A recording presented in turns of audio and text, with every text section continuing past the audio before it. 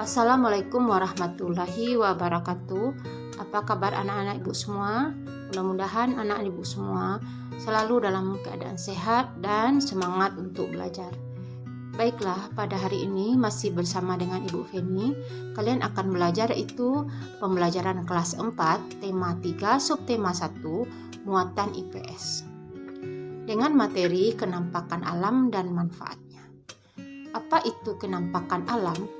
Kenampakan alam adalah segala sesuatu di alam yang merupakan hasil dari peristiwa alam.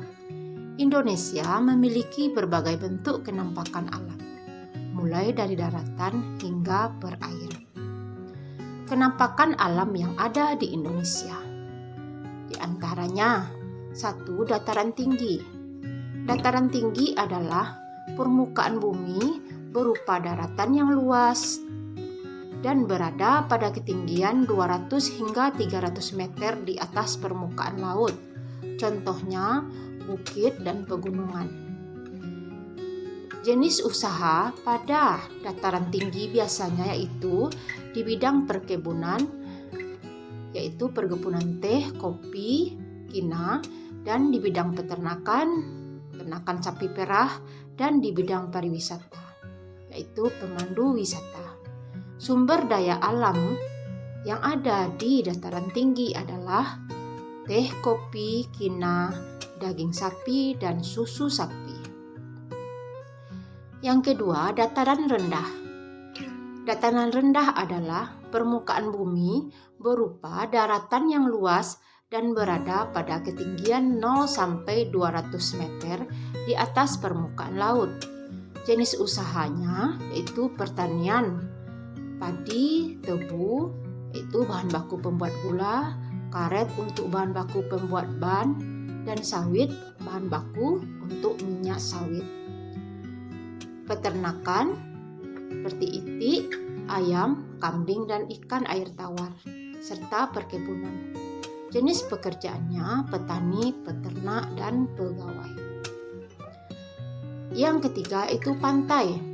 Pantai adalah daratan yang berbatasan langsung dengan laut, biasanya landai dan berpasir.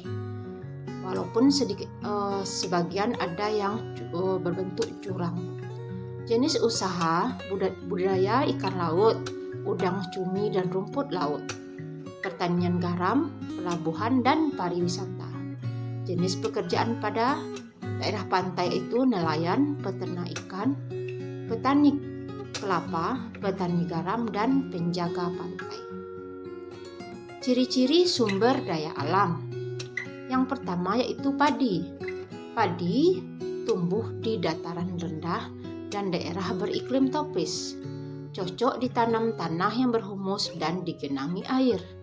Ditanam di lahan terbuka karena membutuhkan sinar matahari. Umumnya ditanam pada bahan yang luas dan datar, tapi bisa juga di tanah yang miring atau lereng yang dibuat bertingkat yang disebut dengan sengkedan.